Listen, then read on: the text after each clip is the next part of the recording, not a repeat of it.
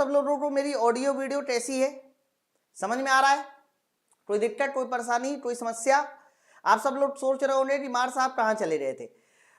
कल का जो दिन था उस दिन जो है ना मेरे यहाँ दादी की 13वीं थी, और एक्चुअली हमारे यहाँ जो 13वीं होती है वो 2 दिन चलती है, मतलब एक दिन 13वीं होती है और अगले दिन जो है ना एक छोटी सी पूजा होती है। और यही रीजन है कि मैं कल आपकी क्लास नहीं ले पाया, लेकिन उसका बदला ही बोलिए, उसका जो बारी है वो मैं आप लोगों को कल संडे वाली क्लास देकर कंप्लीट कर दूंगा, ठीक है? तो आप लोग पहले मुझे ये बता दो, आप लोग मेरी ऑडियो वीडियो क्लियर है? एकदम क्लियर है? फटाफट कमेंट करके बताइए, क्लास की शुरुआत किया जाए। अगर ऑडियो अभी कम है तो भी आप मुझे बता दीजिए ताकि हम लोग क्लास की शुरुआत करें। बच्चों आज का हमारा जो चैप्टर है, क्योंकि हम लोगों को ये क्लास 25 दिन चलानी है, मैंने आपको पहले भी बोला था 25 दिन में आपको चैप्टर वाइज पढ़ाऊंगा, और ये 25 दिन में आज हमारा 9वां दिन है, और इस 9वें चैप्टर का नाम है हमारे अम्ल और क्षार यानी एसिड एंड बेस। बहुत भर भर के सवाल पूछे जाते हैं, ठीक है? स्टार्ट किया जाए। ऑडियो क्लियर है नहीं क्लियर है? सबसे पहले आप लोग ऑडियो बता दीजिए ताकि हम लोगों को ये क्लियर हो जाए कि हाँ मेरी जो आवाज है वो आप सब लोगों तक एकदम धुआंधार तरीके से पहुंच रही है ना? लो साउंड है, एक बार मैं चेक करा लेता हूं, लो साउंड है इसलिए मैंने पहले बोला कि आप ऑडियो को जरूर एक बार देख लीजिए, ठीक है ना? अंकित मैं इसके बारे में थोड़ी सी चर्चा करूंगा। उन्नति सर को बोलो लो साउंड है अभी, तो मैं बायोलॉजी की क्लास के बारे में अभी आपसे थोड़ी देर में चर्चा करूंगा। और एक बार जल्दी से फटाफट पहले बता दो साउंड लो है या फिर सही है, क्योंकि हम लोगों ने एटॉमिक स्ट्रक्चर की पीडीएफ आपको मिल रही होगी, पिछला वाला चैप्टर था, और इसी तरीके से जब हमारा केमिस्ट्री खत्म हो जाएगा फिर हम लोग बायोलॉजी को शुरू कर देंगे। ओके, क्या बात है? थोड़ा साउंड एक बार देख लो। वही वाला कर लिया करो सर, तुमको सिखा देगा, तुम सीख लो इसको। ठीक है, आप कर दो जरा। कुछ करना नहीं है सर को, ये यहाँ पे है, इस पे क्लिक करके ओपन कर दिया करो सर, अपना सेट कर देना। क्या कर रहा है? अच्छा यार, चेंज सिस्टम्स साउंड, इस पे क्लिक करो।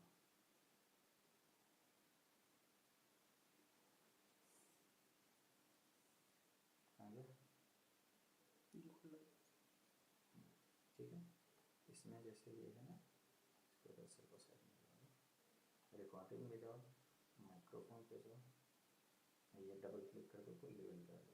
ये लेवल जो है ना ये गड़बड़ा जाता है, इसकी वजह से इसको 87 ठीक है। अब सर जब कम होगा तो इसे को बढ़ा, ओके नहीं करना? हाँ ओके कर रहे हैं, लेकिन वापस खोल दिया है क्योंकि ऑटोमेटिक कम हो जाएगा। ओके चलो, अब आप जल्दी से बता दो, आपको मेरी ऑडियो क्लियर हो रही ना, तेज हो रही है? ओके तेज हो रही ऑडियो, फटाफट बता दो, क्लास की शुरुआत किया जाए।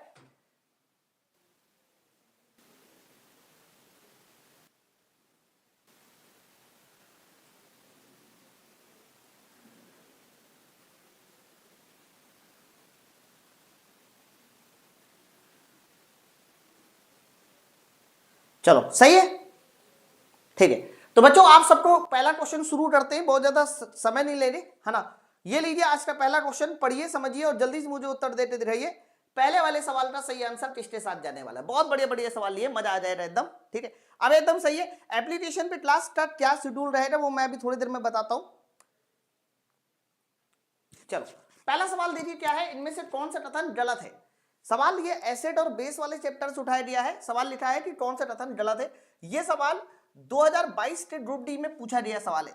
बच्चों ग्रुप डी की परीक्षा में अम्ल और क्षार से भर भर के सवाल पूछे गए थे, ठीक है? पहला पॉइंट देखिए क्या लिखा है, धातु के ऑक्साइड क्षारीय होते हैं। कैसे? सही है। अधातु के ऑक्साइड अम्लीय होते हैं, ये बात एकदम सही है। बच्चों आप सबको पता है कि जितने भी धातु के ऑक्साइड होते हैं, जैसे कि सोडियम ऑक्साइड हो गया, पोटेशियम ऑक्साइड हो गया, मैग्नीशियम ऑक्साइड हो गया, मेरे भाई ये बताइए नेचर में कैसे होते हैं? सर ये नेचर में क्षारीय होते हैं। जबकि अधातु के ऑक्साइड, अधातु जैसे कि हमारा कार्बन का ऑक्साइड हो गया, कार्बन डाइऑक्साइड हो गया, SO2 हो गया, बच्चों ये सब कैसे होते हैं? ये सब नेचर में हमारे कैसे होते हैं? अम्लीय होते हैं। ओके, तो पहला वाला पॉइंट हमारा सही है। अरे दूसरा वाला पॉइंट लिखा है धातु के ऑक्साइड अम्लीय होते हैं, उल्टा हो गया, गलत हो गया सर। अगला पॉइंट क्या लिखा है, अधातु विद्युत ऋणात्मक होते हैं जबकि धातुएं विद्युत धनात्मक होती है, ये बात एकदम सही है। अधातुएं हमेशा ध्यान रखना विद्युत ऋणात्मक है और धातुएं विद्युत धनात्मक होती, बात सही है। लेकिन सवाल में क्या बोला जा रहा था सर? सवाल में गलत बोला है, सही नहीं, सवाल में क्या बोला जा रहा था, गलत। तो गलत तो सिर्फ और सिर्फ बी वाला उत्तर है, और बी वाला आंसर हमारा किसमें है, ऑप्शन नंबर ए में है, ओनली बी। बी वाला आंसर हमारा ऑप्शन नंबर ए में है, ओनली बी। ओके, क्लियर हो गया। हरा रंजन ट्रिक मैथ, मैं अभी इसके बारे में अपडेट दे देता हूं आपको, ठीक है, क्योंकि अभी 2-3 दिन थोड़ा सा मेरी दादी की 13वीं थी ना, इसीलिए 2 दिन। चलो बताइए अगले वाले सवाल को पढ़िए और बताइए। क्वेश्चन नंबर अगला सेकंड, ये भी तुम्हारा 7/10/2022 में पूछा गया सवाल है, बहुत बड़े सवाल है, ध्यान से बढ़िया। थोड़ा एक बार सेशन को और भी शेयर कर दो फटाफट, जिन्होंने अभी तक लाइक नहीं किया जल्दी से एक बार सेशन को लाइक भी कर दे। बच्चों, अम्ल या क्षार को जब जल में मिलाते हैं तो क्या होता है, जैसे कि मान लीजिए कोई आपने अम्ल ले लिया या फिर आपने कोई क्षार ले लिया, अगर आप इसको पानी में मिलाते हैं तो बताइए क्या होगा, क्या होगा। तो सबसे पहला सवाल लिखिए, क्या लिखा हुआ है, प्रति इकाई आयतन की सांद्रता बढ़ जाएगी। क्या आप बात कर रहे हो सर, अगर अम्ल और क्षार को पानी में मिलाओगे तो अम्ल और क्षार कैसा हो जाएगा, पतला हो जाएगा, पतला। अब पतला हो जाने का सीधा सा मतलब यह है कि एच आयन की संख्या भी घटेगी और मेरे भाई ओ एच आयन की भी संख्या घटेगी। भाई अम्ल में जब क्षार पानी मिलाओगे तो एच आयन घटेगा, क्षार में पानी मिलाओगे तो भी एच आयन घटेगा। तो सांद्रता बढ़ेगी नहीं सर, सांद्रता घटेगी, एक तो ये हो गया। विलयन पतला हो रहा, हाँ ये भी एकदम बात सही है, अगर अम्ल और क्षार में पानी मिलाएंगे तो विलयन पतला हो जाएगा, ये बात एकदम सही है। अरे विलयन गहरा हो जाएगा, डार्क हो जाएगा, गलत है सर। दूसरा और तीसरा ये 2 ऑप्शन हमारा सही हो जाएगा, ऑप्शन नंबर ए, दूसरा और तीसरा स्टेटमेंट हमारा सही है। ओके क्लियर है, मजा आ रहा है, एक बार जल्दी से बताओ मजा आ रहा है। चलो आ रही ये लीजिए थर्ड नंबर, क्षार क्या काम करता है। बच्चों ये आपका आरआरबी जेईई 2019 का सवाल है कि क्षार क्या काम करता है ना। हाँ बिल्कुल अनीस, फिजिक्स के साथ इंपॉर्टेंट चैप्टर है, क्योंकि मैं लास्ट टाइम ना आपका इंपॉर्टेंट चैप्टर का रिवीजन कर रहा हूं, बात समझे ना। चलो तो बच्चों यहां पर जो ऑप्शन है वो फिनोल्फ्थालीन और मिथाइल ऑरेंज के साथ है, तो तुम्हें ना यहां पर सोल्यूशन पीडीएफ नहीं है, चलो मैं एक बार चेक करा दूंगा दीपक, अगर नहीं होगा तो मैं डलवा दूंगा। सबसे पहले तो आप लोग फिनोल्फ्थालीन की बात कर लेते हैं और आज ही डला दूंगा। फिनोल्फ्थालीन जो होता है वो बताइए क्या काम करता है। फिनोल्फ्थालीन अम्ल के साथ कैसा रंग देता है, तो कह देना अम्ल के साथ रंगहीन देता है, अम्ल के साथ रंगहीन देता है। जबकि क्षार के साथ कैसा देता है सर, फिनोल्फ्थालीन क्षार के साथ गुलाबी रंग देता है, कैसा देता है, गुलाबी। बताइए ये बात सबको पता है नहीं पता। सेम तरह से ध्यान रखना दूसरा सोल्यूशन कौन सा होता है सर, दूसरा होता है मिथाइल ऑरेंज, है ना। बच्चों अगर मैं कोई पूछूं कि मिथाइल ऑरेंज बताइए किसके साथ कैसा रंग देता है, तो जब भी कभी आप मिथाइल ऑरेंज की बात करते हैं तो मिथाइल ऑरेंज अगर मैं पूछूं कि अम्ल के साथ कैसा रंग देता है तो कह देना अम्ल के साथ ये लाल देता है। और जबकि मिथाइल ऑरेंज क्षार के साथ कैसा देता है तो कह देना मेरे दोस्त ये क्षार के साथ पीला रंग देता है। तो ये कहानी आप लोगों को एकदम क्लियर होना चाहिए, तब आप मजा आएगा। क्या बात है, वेरी गुड, मजा आ गया। तो फिनोल्फ्थालीन के साथ पीला, अरे भाई साहब क्षार है, क्षार फिनोल्फ्थालीन के साथ पीला, क्या बकवास कर रहे हो सर। फिनोल्फ्थालीन के साथ पीला, फिनोल्फ्थालीन के साथ नीला, ओहो ऑप्शन नंबर डी एकदम सही है। फिनोल्फ्थालीन के साथ गुलाबी, मिथाइल ऑरेंज के साथ पीला, ये देखो ठीक है।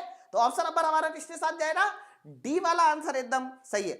क्या बात है, आगे बढ़े, वेरी गुड। एक बार थोड़ा सेशन को और शेयर करो फटाफट, वेरी गुड, क्या बात है। एक बार थोड़ा सेशन को शेयर भी कर दीजिए और जिन्होंने अभी तक लाइक नहीं किया जल्दी से लाइक कर दीजिए। ये देखिए ये भी हमारा आरआरबी जेईई 2019 का सवाल है, कौन सा इसमें से दुर्बल क्षार है। पहली बात तो क्षार सारे हैं, क्षार को पहचानने का सबसे आसान तरीका जहां जहां तुम्हें OH नजर आ जाए वो तो सर बेस होगा, होगा बेस। लेकिन दुर्बल बेस बताइए, तो देखो NaOH, KOH, कैल्शियम हाइड्रोक्साइड, ये सब हमारे क्या कहलाते हैं सर, ये सब हमारे प्रबल क्षार है, ये सब हमारे प्रबल क्षार है। जबकि NH4OH जो होता है ये हमारा कैसा क्षार होता है, ये दुर्बल होता है, वीक होता है। NH4OH ये वीक बेस है, वीक बेस कैसा है, वीक बेस है, इस बात को ध्यान रखिएगा ठीक है। चलो आगे बढ़े, ऑप्शन नंबर हमारा किसके साथ जाएगा, ए वाला आंसर। अरे ये बड़ा सही सवाल है और इसमें मैं 2 चीजें आपको बताऊंगा ताकि आपको हमेशा के लिए याद हो जाए। नहीं भाई सौरभ साउंड कम नहीं है ना, मैंने अभी अभी साउंड बढ़वाया है। आप लोग एक बार फिर से बता दो साउंड एकदम सही है नहीं सही है।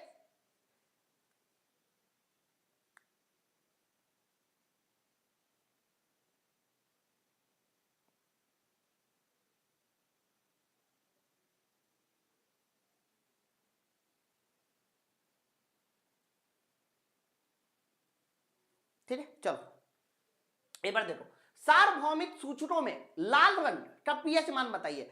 आपने यूनिवर्सल इंडिकेटर का नाम सुना है ना? मैं आप लोगों को अब यहां पर बहुत ध्यान से सुनना क्या क्या बता रहा हूं बच्चों। यूनिवर्सल इंडिकेटर जो है वो पट्टियों में अलग अलग तरह का रंग होता है, अलग अलग तरह का कलर होता है, तो बताता है टेंसा। अब इसमें आप लोगों को डाउट हो रहा, अब नोट डाउन कर लो बच्चों। सबसे पहले सुनो ध्यान से, जब भी कभी उदासीन हो रहा, उदासीन सोल्यूशन के लिए, न्यूट्रल के लिए, न्यूट्रल के लिए आपको हमेशा हरा रंग मिलेगा। लेकिन अगर ये दुर्बल अम्ल है, दुर्बल अम्ल, तो ध्यान रखना दुर्बल अम्ल के लिए कैसा मिलेगा सर? दुर्बल अम्ल के लिए हमेशा ये मिलेगा, कैसा मिलेगा? तो कह देना पीला कलर मिलता है। लेकिन अगर स्ट्रॉन्ग एसिड है, प्रबल अम्ल है, तो बताइए प्रबल अम्ल के लिए कैसा मिलता है? तो प्रबल अम्ल के लिए मिलता है तुम्हारा लाल। ये सारे रंग याद कर लीजिए। आटे एक बार और देखो, ना ना ना ना सही है, खराब है, वो हट गया ना, इसलिए मैं कह रहा हूं। अरे वो हटा नहीं होता तो मैं ये नहीं कहता। देखो जरा कैसे आता है दुर्बल क्षार। और दुर्बल क्षार के लिए सुनिए कैसा रंग होता है। दुर्बल क्षार के लिए नीला रंग होता है। धीमे, सही है, ठीक है। प्रबल क्षार, अगर प्रबल क्षार के लिए कलर कोई पूछे तो प्रबल क्षार के लिए ध्यान रखना ये कलर कैसा बताना है सर? वायलेट बताना है, बैगनी बताना है। मतलब ये सारे के सारे कलर कॉम्बिनेशन तुम्हें याद रखने पड़ेंगे। अगर नहीं याद है तो आज से याद कर लीजिए। ओके चलो, तो इन्होंने क्या बोला है? लाल रंग पीएच वैल्यू किसके लिए बताता है? लाल रंग बताता है प्रबल अम्ल के लिए। और प्रबल अम्ल बताइए कौन सा है? 0 से 3 हमारा प्रबल अम्ल है। Option number D. क्या बात है, आगे बढ़े। ऑप्शन नंबर डी हमारा सवाल का सही आंसर है। इसको याद करना पड़ेगा आपको। नेक्स्ट आइए छठवा, ये बड़ा सही सवाल है। क्या बात है, वेरी गुड। एक बार थोड़ा सेशन को और शेयर करो फटाफट। और जिन्होंने अभी तक लाइक नहीं किया जल्दी से लाइक कर दीजिए बच्चों। पहले तो आप ये समझ लो, ये आपका आरआरबी जेई 3105/2019 का सवाल है। आपको पता है यार, लुईस एसिड और लुईस बेस निकालना आना चाहिए। सवाल देखो क्या लिखा है, वह पदार्थ जो सहसंयोजक बंधन बनाने के लिए इलेक्ट्रॉन की एक पेयर डोनेट करता है, बताइए एक पेयर डोनेट करता है, उसे हम लोग किस नाम से जाना जाता है? जो लोन एक पेयर डोनेट करता है। बहुत बड़े सवाल है। अमित मौला परेशान मत हो, क्लास चलेगी। मैंने बताया कि मैं क्लास के लिए अभी 2 दिन पहले थोड़ा छुट्टी में था, तो क्लास स्टार्ट हो जाएगी कल से। ठीक है बच्चों सुनो, आपने NH3 के बारे में सुना है?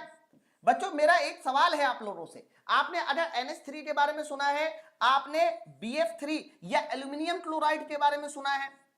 एल्यूमिनियम क्लोराइड के बारे में सुना है? ध्यान से सुनना जो मैं एक बात बता रहा हूं, कायदे से रुक जाइए, अभी सबका अगला थे, सुनिए पहले ध्यान से, नहीं तो आप कंफ्यूजन पड़ोगे। बच्चों आपको पता है कि एल्यूमिनियम का इलेक्ट्रॉनिक विन्यास 2,8,3, क्लोरीन का विन्यास 2,8,7। अब देखो होता क्या है कि जब एल्यूमिनियम क्लोराइड की तुम स्ट्रक्चर देखोगे तो एल्यूमिनियम क्लोराइड की स्ट्रक्चर कुछ इस तरीके से नजर आती है।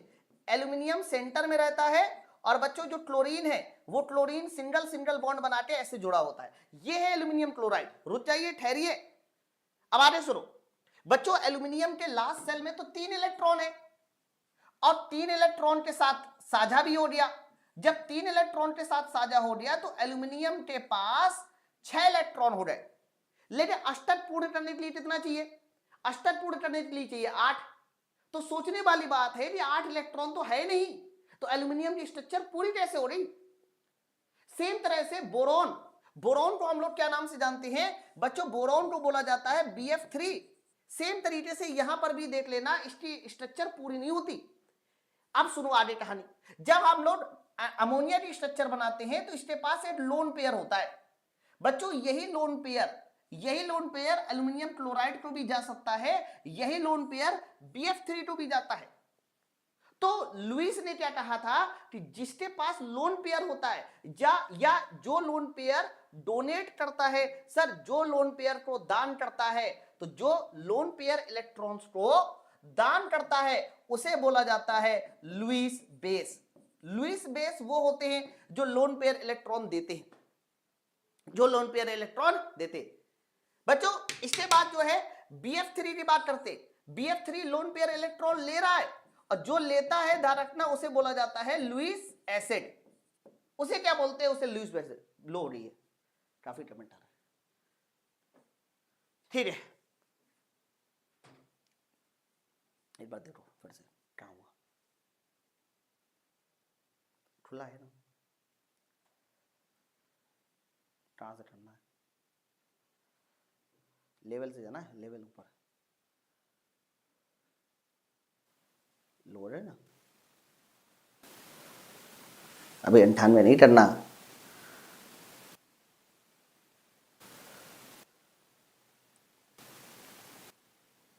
ठीक है, ओके करना है और फिर उसको खोलना। वो कैसे खुलेगा, साउंड वाले ऑप्शन में नहीं मैं इसको रिकॉर्डिंग दो बार ठीक है। अब देखो अब सही है ना साउंड, ठीक है ओके। तो आप ये बताओ जरा, वह पदार्थ जो बंद बनाने के लिए इलेक्ट्रॉन की एक पेयर दान करता है, तो जो दान करता है उसे क्या बोलते हैं सर, उसको लुईस बेस कहते हैं। ध्यान रखना, जो डोनेट करता है उसे क्या बोलते हैं, लुईस बेस कहते हैं। नेक्स्ट, समझ आ रहा है ना, बताइए बात सबको क्लियर है ना। तो बहुत इंपॉर्टेंट कॉन्सेप्ट था ये, आरआरबी जेईई 2019 में पूछा गया सवाल है। अगले वाले सवाल को पढ़िए और जल्दी बताइए इस सवाल का सही उत्तर किसके साथ जाने वाला है, पढ़िए क्या बात है। एक बार थोड़ा सेशन को शेयर भी कर दो, और जिन्होंने अभी तक लाइक नहीं किया जल्दी से एक बार सेशन को लाइक भी कर दीजिए, फटाफट एक बार सेशन को शेयर भी कर दीजिए, और बताइए इस सवाल का सही उत्तर किसके साथ जाने वाला है। पढ़िए, बोला है एक क्षारीय विलयन हल्दी का सूचक रंग कैसे बदलता है। बच्चों हल्दी के बारे में बोला है कि हल्दी क्षारीय विलयन के साथ कैसा रंग बदलता है, ठीक है। तो बच्चों जब भी कभी हम लोग हल्दी की बात करते हैं ना, हल्दी की, तो ध्यान रखना हल्दी ना जब भी कभी क्षार के साथ मिलता है तो बच्चों ध्यान रखना ये रंग देता है लाल भूरा। कैसा देता है, लाल भूरा देता है। लेकिन अगर ये अम्ल के साथ मिलेगा तो अम्ल के साथ बताइए कैसा कलर देता है, तो अम्ल के साथ हमेशा ये पीला कलर देता है। कैसा देता है, पीला देता है। तो इन्होंने क्या बोला है, क्षारी है तो क्षारी के साथ लाल भूरा, तो येलो टू रेड, आंसर इसका ऑप्शन नंबर सी के साथ जाएगा, येलो टू रेड। ठीक है, बताओ बात सबको क्लियर है ना, आगे बढ़े। नेक्स्ट आइए अगला सवाल, ये लीजिए 8वां नंबर पढ़िए और बताइए 8वें नंबर सवाल का सही उत्तर किसके साथ जाने वाला है, पढ़िए। ठीक है बच्चों, ये वाला सवाल आरआरबी ग्रुप डी 2018 में पूछा गया सवाल है। Which of the following statement is oblique are true और फॉल्स। सही और गलत बताने हैं, और ऑप्शन में भी देखो सही है गलत लिखे। बच्चों लिखा है एक अम्ल जो पूरी तरह से आयनों में आयनित हो जाता है और बड़ी संख्या में एच आयन देता है, बताइए उसे क्या बोलते हैं। तो बच्चों एक अम्ल जो पूरी तरीके से आयनित हो जाता है, बड़ी संख्या में एच आयन देता है, उसे ध्यान रखना हम लोग बोलते हैं स्ट्रॉन्ग एसिड। क्या नाम से जाना जाएगा, स्ट्रॉन्ग एसिड बोलते हैं। अब ये क्या स्ट्रॉन्ग एसिड है बच्चों, HCl H2SO4 HNO3, बिल्कुल ये सर पूरी तरह से स्ट्रॉन्ग एसिड है कि नहीं।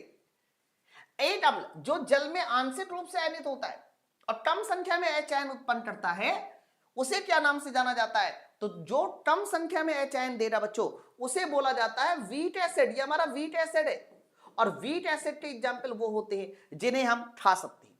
खाने वाले एसिड जैसे कि हमारा एसिटिक एसिड, जैसे कि हमारा कार्बोनिक एसिड, ये सब वीक एसिड है। इसी तरीके से वीक एसिड के एग्जाम्पल बताइए क्या आता है, लैक्टिक एसिड आता है, ये हमारा वीक एसिड होता है। लैक्टिक एसिड हो गया, है ना। इसके अलावा चाय में पाए जाने वाला टैनिक एसिड हो गया, ग्लूटेनिक एसिड हो गया। बच्चों जो एसिड तुम खा सकते हो वो सब हमारे वीक एसिड की कैटेगरी में आ जाते हैं, इस बात को ध्यान रखना। ठीक है, तो दोनों बातें एकदम सही लिखी हुई है, इसीलिए इस सवाल का सही आंसर ऑप्शन नंबर डी जाएगा, both A and R true, A and B true. Okay, मेरा एक सवाल है यहां पर आपसे, मुझे देखना है बच्चों, दो तरह के एसिड होते हैं, मैंने आपको बताया, एक स्ट्रॉन्ग एसिड होता है और दूसरा बताइए कौन सा एसिड होता है। सर दूसरा हमारा वीक एसिड होता है। मेरा एक सवाल यह है कि इन दोनों एसिड में से किसे आप लोग कार्बनिक एसिड कहते हैं, दैट मीन्स ऑर्गेनिक एसिड, और किसे इनऑर्गेनिक एसिड कहते हैं, अकार्बनिक एसिड कहते हैं। बताइए, बताओ कैसे पता करोगे। तो बच्चों आपको पहले सुन लो, जो चीज नेचुरल होती है उसे हम लोग हमेशा एक वर्ड यूज करते हैं ऑर्गेनिक, है ना। जैसे आपने ऑर्गेनिक खेती सुना है, ऑर्गेनिक खेती का मतलब होता है बिना खाद के उगाई जाने वाली खेती, करने वाली खेती, उसे ऑर्गेनिक खेती कहते हैं।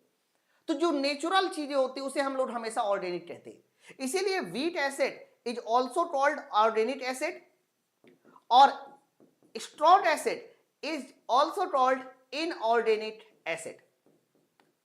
अब मेरी बात को अच्छे से पकड़ लीजिए ना, हाँ मैं पहले बता दूं, बहुत इंपॉर्टेंट है। चलो आ जाइए नेक्स्ट, अरे लीजिए 9वां नंबर है। ये वाला सवाल भी आपके एग्जाम में पूछा गया सवाल है। पढ़िए जल्दी से और बताइए सवाल का सही उत्तर किसके साथ जाने वाला है। पढ़ो। सवाल लिखा हुआ है व्हाट हैपेन टू एसिड और बेस इन ए वाटर, यानी जलीय विलयन में अम्ल या क्षार का क्या होता है। मतलब कौन है जो जल में क्या देता है, कैसे देता है। बच्चों सुनो ध्यान से, ठीक है, कैसे लिख लेना। सबसे पहले अम्ल, हमेशा ध्यान रखना जो हमारा एसिड होता है वो जल में H देता है, लेकिन कई बार एसिड जल में हाइड्रोनियम आयन भी देता है H3O+। हाँ नाम याद रखना, H3O+ का नाम होता है हाइड्रोनियम आयन, बिल्कुल। लेकिन अगर क्षार की बात करते हैं तो क्षार बताइए जल में क्या देता है, OH आयन। OH आयन के दो नाम है, हाइड्रोक्साइड या हाइड्रोक्सिल, हाइड्रोक्साइड या हाइड्रोक्सिल। तो आप बताओ इनमें से क्या आंसर सही है। अम्ल जल में OH आयन देता है, गलत। क्षार जल में H आयन देता है, क्षार थोड़ी ना देता है, गलत है। क्षार जल में H3O आयन देता है, ये भी गलत हो गया, ये भी गलत हो गया। तो आंसर इसका किसके साथ जाएगा, डी वाला उत्तर एकदम सही है, base gives OH ion in water. ये हमारा ग्रुप डी 2018 का सवाल है। चलो आगे पढ़िए। ये वाला सवाल बच्चों ने मुझे काफी रिक्वेस्ट किया था कि सर आप ये वाला सवाल जरूर सॉल्व कराइए, और मुझे कई सारे बच्चों ने ये वाले सवाल को भेजा, एक दो बच्चे ने, कई बच्चे थे। एक बार थोड़ा सेशन को शेयर भी कर दो फटाफट, जिन्होंने अभी तक लाइक नहीं किया जल्दी से एक बार पहले लाइक भी कर दीजिए। पढ़िए भाई जल्दी से, थोड़ा एक बार सेशन को दबा के पहले शेयर कीजिए। सवाल लिखा हुआ है निम्नलिखित में कौन सा विलयन क्षारीय है, या पूछा जा सकता है कि कौन सा विलयन अम्लीय है। मैं आप लोगों को ये वाले सवाल का एक ऐसा तरीका बताऊंगा जो बिना दिमाग लगाने वाला होगा। दिमाग लगाओगे तो गलत कर दोगे, मुझे पता है कि दिमाग लगाने वाले हमेशा गलत कर देते। इसमें बच्चों सबसे पहले तो ये आरआरबी एएलपी टियर 1 में आया हुआ सवाल है ना। अब ध्यान से सुनो जो मैं बता रहा हूं कायदे के साथ। बच्चों हमेशा इस बात को ध्यान रखना, H आयन और OH आयन इन दोनों के का गुणनफल किसके बराबर होता है। सर इन दोनों गुणनफल 10⁻⁻14 के बराबर होता है। नोट डाउन कर लीजिए पहले ये लाइन, H आयन और OH आयन इन दोनों का गुणनफल 10⁻14 के बराबर होता है। सेम तरह से एक बात याद कर लीजिए, पीएच वैल्यू और पीओएच वैल्यू इन दोनों का योगफल 14 के बराबर होता है। ये दोनों फॉर्मूले आपको रटे होने चाहिए। ओके चलो बताइए, क्लियर है। अब आगे बात शुरू। बच्चों सबसे पहले तो इन्होंने बोला कौन सा विलयन क्षारीय है, क्षारीय, और आंसर तुमसे HN में बोला जा रहा है। मेरा सवाल तुम लोगों से बस इतना है कि क्षारीय विलयन में H आयन की संख्या कम होती है कि ज्यादा होती है। तो कहना क्षारीय विलयन में H आयन क्या होते, कम होते। अच्छा सर क्षारीय विलयन में H आयन कम होते, मैंने कहा बिल्कुल। इसीलिए इस सवाल का सही आंसर जाएगा कि H आयन की संख्या 1 × 10⁻⁻7 से कम होनी चाहिए। खेल खत्म, खेल खत्म। मतलब इससे ज्यादा दिमाग लगाने की कोई भी जरूरत नहीं है। ऑप्शन नंबर बताइए किसके साथ जाएगा, ए वाला आंसर एकदम सही है। ठीक है चलो आगे बढ़े, नेक्स्ट आइए अगला, ये लीजिए बच्चों अगला वाला सवाल क्वेश्चन नंबर 11। पढ़िए पढ़िए जल्दी से, बताइए क्वेश्चन नंबर 11 का सही उत्तर किसके साथ जाने वाला है।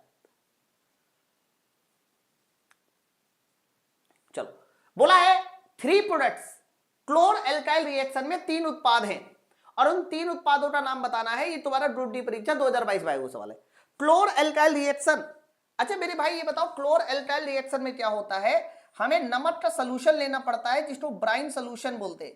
NaCl और पानी ले लिया, और NaCl और पानी का हमें विद्युत अपघटन कराना है, विद्युत अपघटन कराना है। और विद्युत अपघटन कराने के बाद बताइए क्या बनता है, सोडियम हाइड्रोक्साइड बनता है, प्लस हाइड्रोजन गैस बनती है, प्लस क्लोरीन। यही तो हमारे है विद्युत अपघटन यानी क्लोर एल्काइल रिएक्शन। तो बच्चों क्लोर एल्काइल रिएक्शन में हमारा ऑक्सीजन नहीं बनता सर, क्लोर एल्काइल रिएक्शन में ऑक्सीजन नहीं बनता सर, Na2CO3 NO2CO3 नहीं बनता सर। ऑप्शन नंबर हमारा बी वाला आंसर देख लो सही है, ऑप्शन नंबर बी वाला आंसर सही है। चलो अरे अब एक बात मुझे बताओ, इनमें से कहां पर कौन सी गैस निकलती है। बच्चों Cl माइनस प्लस वाले की ओर जाएगा, और प्लस वाला होता है एनोड। तो एनोड में बनने वाली गैस हमारी कौन सी होगी, क्लोरीन। पूछा जाता है एग्जाम में आपसे।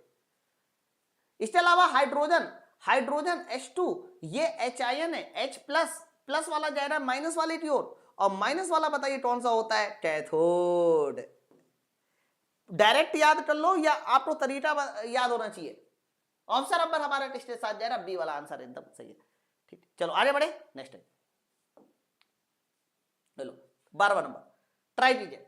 ये सवाल ग्रुप डी परीक्षा 2022 में आया हुआ सवाल है, थोड़ा स्पीड बढ़ाइए, और जिन्होंने अभी तक सेशन को शेयर नहीं किया जल्दी से पहले एक बार सेशन को शेयर भी कर दीजिए, फटाफट एक बार सेशन को शेयर कर दीजिए जल्दी से।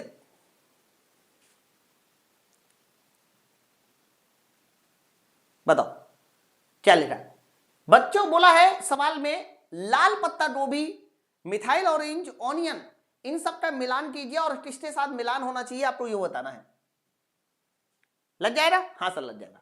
कैसे बच्चों एक बात मुझे बताओ, मिथाइल ऑरेंज ये कैसे बनाया जाता है? अच्छा मिथाइल ऑरेंज हमारा नेचुरल एसिड बेस इंडिकेटर में आ जाएगा, या फिर अम्ल क्षार इंडिकेटर में आना चाहिए, या फिर ओलिफैक्ट्री में आना चाहिए। बच्चों ओलिफैक्ट्री तो वो होते हैं ना जो गंध से बताते, तो ओलिफैक्ट्री में तो ऑनियन वाला आना चाहिए, प्याज, तो प्याज हमारा जाएगा ओलिफैक्ट्री इंडिकेटर के साथ। ठीक है, फिर लाल पत्ता गोभी हमारा नेचुरल इंडिकेटर में जाएगा, और मिथाइल ऑरेंज ये हमारा एसिड बेस इंडिकेटर, ये हमारा बी हो गया। चलिए तो आंसर इसके साथ जाएगा CBA। अरे बच्चों जो अपनी गंध से बताते हैं कि अम्ल की क्षार है वो हमारा ओलिफैक्ट्री इंडिकेटर में जाता है, जैसे कि प्याज, लौंग, समझे ना बात को? तो ऑप्शन नंबर हमारा किसके साथ जाएगा, सी वाला आंसर एकदम सही। नेक्स्ट चलो 13वां ट्राई कीजिए, स्पीड थोड़ा इंक्रीज कीजिए फटाफट। और आपको मैं बता दूं हमारे पास टोटल 25 चैप्टर मैंने साइंस के सिलेक्ट किए थे, उनमें से मैं आपको आज कौन से चैप्टर पढ़ा रहा हूं, आज मैं आपको 9वां चैप्टर पढ़ा रहा हूं। बताइए बच्चों, इन्होंने बोला है कि ये 2022 का सवाल है, आपको पूरे सवाल को चेक करना है और इसकी वो बतानी है कि इसकी पीएच वैल्यू कितनी है। नींबू का रस, गैस्ट्रिक जूस, बच्चों गैस्ट्रिक जूस में तो HCl होता है, और HCl प्रबल अम्ल है, प्रबल अम्ल 1.2 के साथ जाएगा, यानी इसका हमारा किसके साथ जाने वाला है, इसे आप A, इसे आप B, इसे आप C, इसे आप D कह दो, तो ये हमारा B वाले आंसर के साथ ही जाएगा 1.2 के साथ। मिल्क ऑफ मैग्नीशिया 10.5 या 10 होता है, ये हमारा डी वाले उत्तर के साथ जाएगा। नींबू का रस 2.2 ये हमारा सी वाला उत्तर जाएगा। और सोडियम हाइड्रोक्साइड ये तुम्हारा प्रबल क्षार है, और इसीलिए इसका आंसर हमारा ये ए वाले उत्तर के साथ जाएगा। खेलता था भैया, कितना आसान सवाल है बताइए। तो CBDA ऑप्शन नंबर हमारा किसके साथ जाएगा, बी वाला उत्तर सही है। चेक कर लीजिए, हमारे एग्जाम में पूछा गया सवाल है। चलो अरे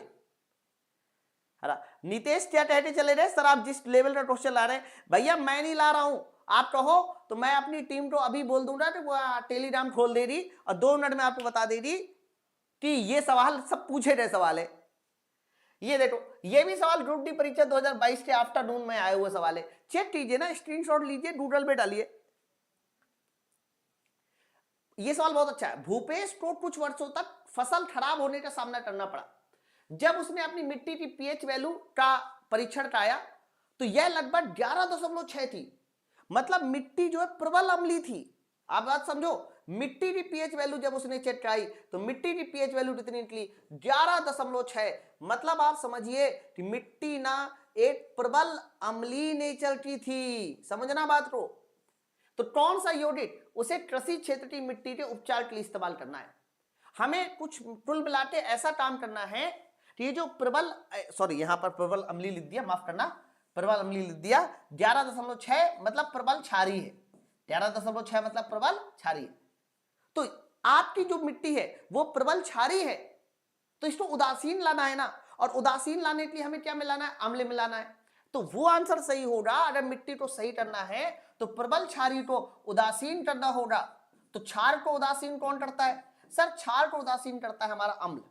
कौन करता है, अम्ल। तो देख लो कौन अम्ल है, देखो ये तुम्हारा उदासीन है, ये दोनों तुम्हारे क्षार है। बच्चों इनमें जो अम्ल होगा वो Al2SO4 का होल थ्राइज अम्ल होगा 101%। आप कहोगे कैसे बच्चों, Al2SO4 का होल थ्राइज बनेगा कैसे? अगर तुमने एल्यूमिनियम हाइड्रोक्साइड की क्रिया H2SO4 के साथ ट्राई है, H2SO4 के साथ ट्राई है, तभी तो बताइए क्या बन जाएगा, Al2SO4 का होल थ्राइज बनेगा, बनेगा नहीं बनेगा? अरे बोलो, अरे बोल दो, एक बार बोल दो बस। तो बच्चों एल्यूमिनियम हाइड्रोक्साइड ये क्या है, ये हमारा वीट बेस, ये क्या है, स्ट्रॉन्ग एसिड। अब आप मुझे खुद बताओ, अगर क्षार को उदासीन करना है तो क्या मिलाना पड़ेगा, अम्ल मिलाना पड़ेगा। इसीलिए इस सवाल का सही उत्तर हमारा ऑप्शन नंबर बी आंसर सही है। समझे ना? चलो आ जाइए नेक्स्ट। बिल्कुल एकदम सही कहा किसी बच्चे ने कि अगर मिट्टी एसिडिक नेचर की होती तो उसमें हम चूना मिलाते हैं, क्योंकि चूना सबसे सस्ता आता है, चूना मिलाते हैं, ध्यान रखना, उसे बेस बनाने के लिए। नेक्स्ट आइए, ये सवाल भी 2022 में हुआ सवाल है, बहुत बड़े सवाल है। और ये वाले सवाल में तो लोगों ने गलती भी कर रखी है। हाँ भाई मैं पहले बता दूं, टेक्स्ट बुक में इसके 1-2 सवाल शायद गलत है, और 1-2 किताबें भी बच्चों ने स्क्रीनशॉट भेजा है, तो उसमें भी इसका आंसर मुझे कहीं कहीं गलत लिखा हुआ मिला।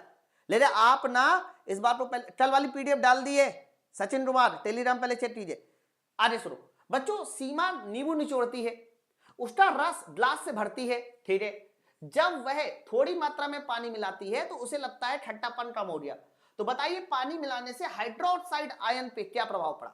सवाल में तुमसे हाइड्रोक्साइड आयन के बारे में पूछ रहा है, देख लो OH आयन के बारे में पूछ रहा है। अब आप बताओ इसको कैसे निकालोगे। बच्चों सीमा ने नींबू में, ग्लास में नींबू मिलाया, तो बच्चों सबसे पहले था नींबू, और नींबू था बहुत खट्टा है, उसने इसमें क्या कर दिया मेरे भाई, इसमें इसने पानी मिला दिया।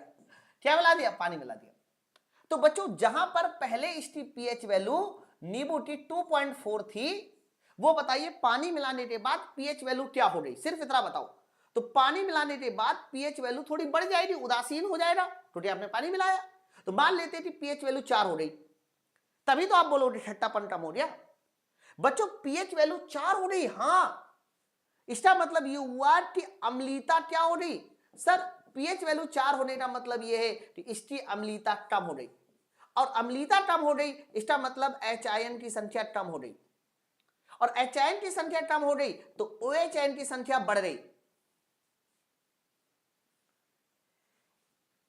अब मेरी बात समझना, बहुत बड़े सवाल है, मैं पहले कह दूं ये किताब सवाल आया हुआ सवाल है, आप लोग मॉक टेस्ट में देखोगे 101% देखोगे, और कुछ कुछ किताबों में ये सवाल गलत है। तो बच्चों यहां OH आयन बोले जा रहे हैं, तो OH आयन की संख्या पे क्या प्रभाव पड़ेगा। सर OH आयन की संख्या हमारी क्या हो रही, सर OH आयन की संख्या बढ़ गई। ऑप्शन नंबर ए सही है, ऑप्शन नंबर ए आंसर एकदम सही है। नेक्स्ट अगला, चलो 16 नंबर ट्राई कीजिए, क्या बात है। एक बार थोड़ा सेशन को और शेयर करो भाई जल्दी से, फटाफट पहले एक बार सेशन को शेयर कर दीजिए। जिन्होंने अभी तक लाइक नहीं किया लाइक भी कर दो, ताकि ये संख्या जल्दी से 300 प्लस पहुंच जाए। अरे थोड़ा सा एनर्जी भी लाते रहिए फटाफट। बताइए इस वाले सवाल का फटाफट जल्दी से आंसर दीजिए, और बताइए इस सवाल का सही उत्तर किसके साथ जाएगा। उदासीनीकरण अभिक्रिया में H आयन किससे आता है और OH आयन किससे आता है, जिससे ये जलटाणु बनता है। मतलब जलटाणु ऐसे ही बनता है कि 8 H आयन और 8 OH आयन जब मिल जाते हैं तो पानी का 8 अणु बनाते हैं। लेकिन सवाल बस इतना पूछा जा रहा है कि H आयन और OH आयन कैसे आता है। तो ये तो आसान है, सर H आयन आता है हमारे अम्ल से, और OH आयन बताइए किससे आता है। सर OH आयन हमारे क्षार से आता है। इसीलिए इस सवाल का सही आंसर पहले अम्ल होगा बाद में क्षार। ये देखिए ऑप्शन नंबर डी हमारा सही आंसर जाएगा, पहले अम्ल बाद में क्षार। लवण, लवण का कोई मतलब ही नहीं, लवण क्या होता है भाई। नेक्स्ट अल्लाह 17वां इंपॉर्टेंट कर लो वाले सवाल को, ये भी तुम्हारा 2022 में आया हुआ सवाल है, बहुत बड़े सवाल है। इसका आंसर देते रहिए, मैं थोड़ा वेट करूंगा वाले सवाल का आंसर देने के लिए, देखते कितने लोग इसका आंसर दे पाते हैं। निम्नलिखित में से कौन सा 7 पीएच वाला जलीय विलयन बनाएगा।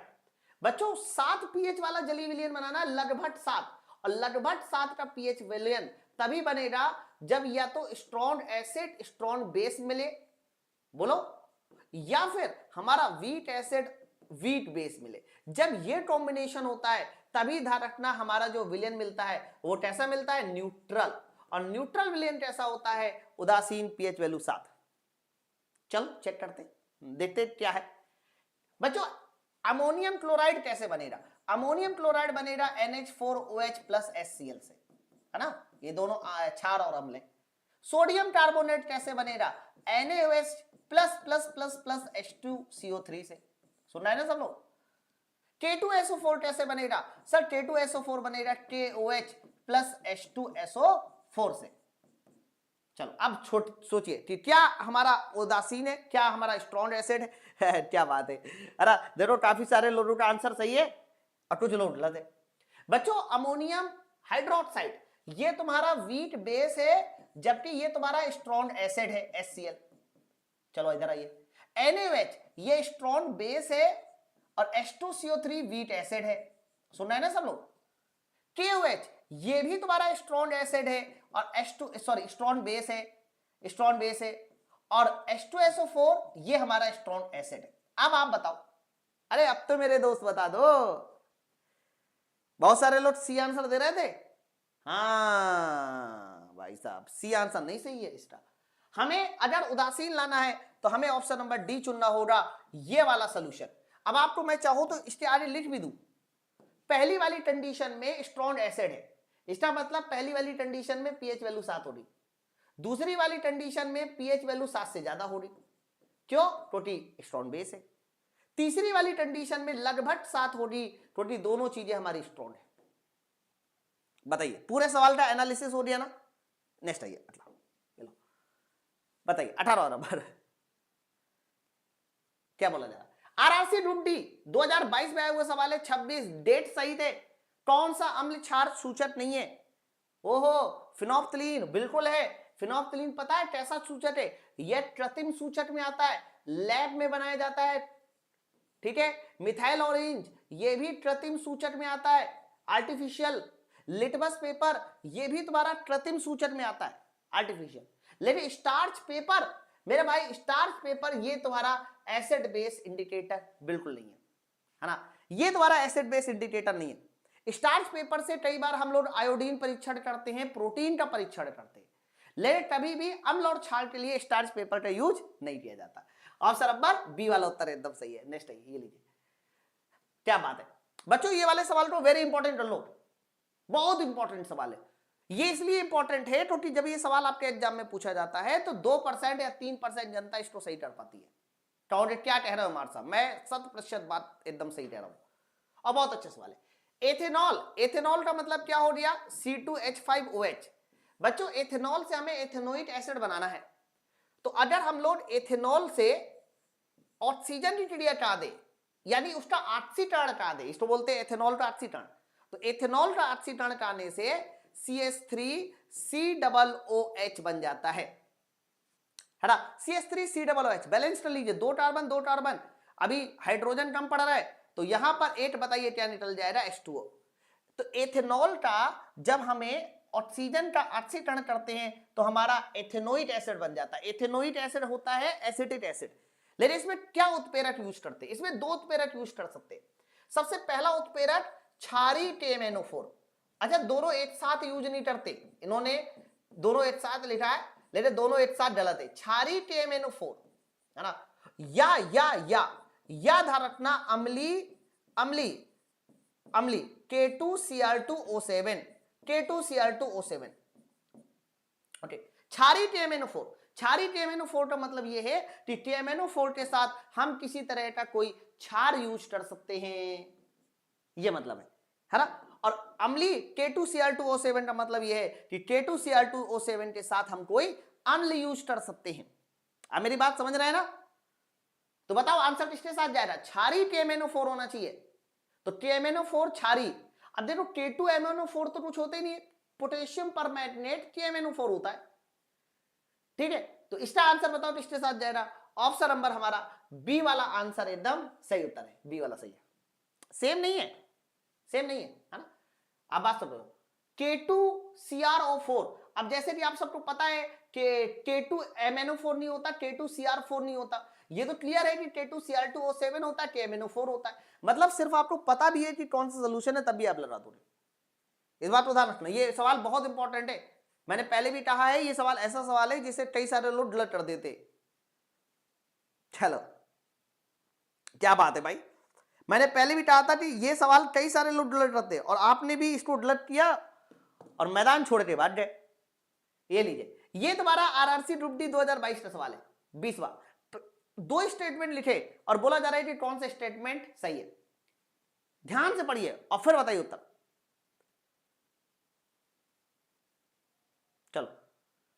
प्रबल अम्ल और प्रबल क्षार के लवण को उदासीन कहते हैं, ये एकदम सही है, दोनों अगर प्रबल है तो उदासीन है। प्रबल अम्ल और दुर्बल क्षार का लवण अम्लीय होगा। अब देखो इन्होंने साफ साफ लिखा है प्रबल अम्ल है और दुर्बल क्षार है, तो आप बताओ इसका लवण अम्लीय होगा, पीएच वैल्यू 7 से कम। ये दोनों बात एकदम सही लिखी यार, कहीं पर भी 0% की एरर नहीं है, और इससे पहले मैंने दोनों बातें समझाई भी है। तो बोथ स्टेटमेंट आर ट्रू, मुझे इसमें डिटेल बताने की जरूरत ही नहीं है, एकदम आसान आसान से स्टेटमेंट लिखे। हाँ लेकिन स्टेटमेंट तुम्हें पता होना चाहिए। ये लीजिए क्वेश्चन नंबर 21, ये वाला सवाल भी देखो, आरआरसी ग्रुप डी 26/8/2022 में पूछा गया सवाल है। क्या बात है, मजा आ जा रहा है सवाल में। ओके, एक बार थोड़ा सेशन को सब लोग जल्दी से सेशन को शेयर भी कर दो, ताकि ये संख्या फटाफट 300 प्लस हो जाए। और जिन्होंने अभी तक लाइक नहीं किया जल्दी से एक बार दबा के लाइक कर दीजिए। बोला है घाड़ सूचक यानी ओलिफेट्री इंडिकेटर एक ऐसा पदार्थ है जिसकी गंध इस बात पर निर्भर करती है कि इसे अम्लीय या क्षारीय घोल में मिलाया जाता है। एकदम सही है, जैसे कि प्याज है, जैसे कि प्याज है बच्चों, प्याज ना जब अम्ल के साथ मिलाते हैं तो गंध बनी रहती है, और क्षार के साथ मिलाते हैं गंध खत्म हो जाती है। ये बात एकदम सही है। प्याज, लौंग, वनीला कुछ हमारे ओलिफेट्री इंडिकेटर है, ये भी बात एकदम सही है भैया। प्याज, लौंग, वनीला ये सब हमारे ओलिफेट्री इंडिकेटर होते, गंध को बदल के बताते हैं कि अम्ल की क्षार है। ये दोनों बातें हमारी एकदम सही है, तो आंसर किसके साथ जाएगा? ऑप्शन नंबर बी वाला उत्तर एकदम सही है, both statement are true, option number B. Next चलो ये लीजिए पढ़िए 22वां। कितने प्यारे प्यारे स्टेटमेंट है, मतलब आप ये मान के चलो कि आप मैं लिख के दे सकता हूं स्टाम्प पेपर में। अब आपका जो लेवल रहेगा वो इसी तरीके से रहेगा, आपको बहुत ज्यादा कठिन स्टेटमेंट नहीं पूछे जाएंगे, ये ध्यान रखिएगा। पूछे जाएंगे एकदम आसान स्टेटमेंट, लेकिन वो आसान स्टेटमेंट भी कैसे बताने हैं, ठीक है, वो भी आपको क्लियर है। पीडीएफ डाल दी गई है शिव, एक बार आप चेक कर लो प्लीज। मैंने सुबह ही वर्ल्ड फाइल डाली है, हाँ हो सकता है बोर्ड के सोल्यूशन वाली पीडीएफ नहीं डाली हो, तो वो मैं अभी डाल दूंगा थोड़ी देर में। सवाल लिखा है सोडियम हाइड्रोक्साइड क्लोर छाल रिएक्शन द्वारा तैयार किया जाता है। एकदम सही, NaOH ही तो मेन तैयार करते हैं सोडियम हाइड्रोक्साइड, ये सही है एकदम। इस प्रक्रिया में 3 उत्पाद क्लोरीन गैस, हाइड्रोजन गैस और सोडियम गैस उत्पन्न, सोडियम हाइड्रोक्साइड उत्पन्न होता है। बिल्कुल एकदम सही है। थोड़ी देर पहले मैंने इसकी पूरी रिएक्शन आपको बताई है, सेम तरीके से देख लो, ये वाले स्टेटमेंट भी पूरी तरह से सही है। ऑप्शन नंबर हमारा बी आंसर एकदम सही है। नेक्स्ट अगला बताइए क्या बात है। फिर से उसी तरह का सवाल, क्या बोला जा रहा है कि कौन सा अम्लीय है। बच्चों सबसे पहले तो फॉर्मूला सुनिए, ammonium sodium acetate, sodium acetate होता है CH3COONA। Sodium carbonate, sodium carbonate होता है Na2CO3, सुना है। मैग्नीशियम सल्फेट MgSO4, और आगे लिखा अमोनियम फास्फेट। अगर मैं अमोनियम फास्फेट की बात करता हूं कि अमोनियम फास्फेट क्या होता है, तो अमोनियम फास्फेट होता है NH4 का होल थ्राइज PO4, ये है अमोनियम फास्फेट। चलो बताओ, तो क्या बोला जा रहा है अम्लीय। देखो पूरी दुनिया को पता है कि Na2CO3 ये तो क्षार होता है, ये कैसे बनेगा बच्चों? ये बनेगा wheat acid CH3COOH plus NaOH। तो इसका मतलब ये हुआ कि अगर ये तुम्हारा वीट एसिड है, ये तुम्हारा स्ट्रॉन्ग बेस है, तो ये भी तुम्हारा क्षारीय नेचर का हुआ। सोडियम एसीटेट भी क्षारीय होता है। मैग्नीशियम सल्फेट, बच्चों मैग्नीशियम सल्फेट बनेगा तुम्हारा MgSO4 का होल थ्राइज, सॉरी MgOH का whole twice, magnesium hydroxide plus H2SO4। आप जरा गौर से देखिए, दोनों स्ट्रॉन्ग है, ये स्ट्रॉन्ग बेस है, ये तुम्हारा स्ट्रॉन्ग एसिड है। तो MgSO4 कैसा हो जाएगा? ये लगभग उदासीन नेचर का होगा। बोलो बात सब तो क्लियर है, समझ आ रहा है ना? तो ऑप्शन नंबर हमारा कौन वाला सही? सी। अमोनियम फास्फेट, ये अमोनियम फास्फेट बनेगा अमोनियम हाइड्रोक्साइड यानी wheat base, H3PO4 strong acid. Option number हमारा बी वाला आंसर सही है, इसका नेचर एसिडिक होगा, मतलब सी वाला, बी वाला नहीं, सी वाला। नेक्स्ट 24 बताओ अगला सवाल। आरआरसी ग्रुप डी 2022 में हुआ सवाल है ना। परमेश्वर कुमार कह रहे हैं सर कुछ समझ में नहीं आ रहा। परमेश्वर जब कुछ समझ में ना आए तो समझ जाना कि आपकी पढ़ाई सही डायरेक्शन में चल रही है। अगर सबको समझ में आने लगा तो आप बताओ सिलेक्शन तो सबका हो जाएगा ना। तो कई बार क्या होता है कि माइंड में प्रेशर झेलने की आदत अपने अंदर ले आइए। आपको पता है मैं बिंदगी से 60 किलोमीटर आता हूं गाड़ी से, और जैसे आता हूं 7:30 बजे उसके बाद क्लास लेता हूं। तो आप अपने आप को थोड़ा स्ट्रॉन्ग बनाइए और आप मेरे पास मत जाइए। अब जैसे कि 24 नंबर सवाल है, मैंने सवाल सॉल्व नहीं किया, लेकिन आप कमेंट सेक्शन में देख लीजिए, सब लोग आंसर दे रहे हैं। अब आप कमेंट सेक्शन में देखिए कितने लोग का सही आंसर आ रहा है। सवाल लिखा हुआ है कि एंट एसिड के लिए कौन सा सही नहीं है। एंट एसिड स्ट्रॉन्ग एसिड होता है, गलत, यही गलत हो गया बच्चों। एंट एसिड का मतलब होता है जो आपके पेट की एसिडिटी खत्म कर सके, जैसे कि मैग्नीशियम हाइड्रोक्साइड। बच्चों मैग्नीशियम हाइड्रोक्साइड एक तरह का क्या होता है, स्ट्रॉन्ग बेस। एंट एसिड का मतलब होता है एसिड का उल्टा, तो ये गलत है सर। ये एंट एसिड है, ये सही है। एंट एसिड अतिरिक्त पेट की एसिडिटी को बेस करने के लिए उपयोगी, ये भी सही है।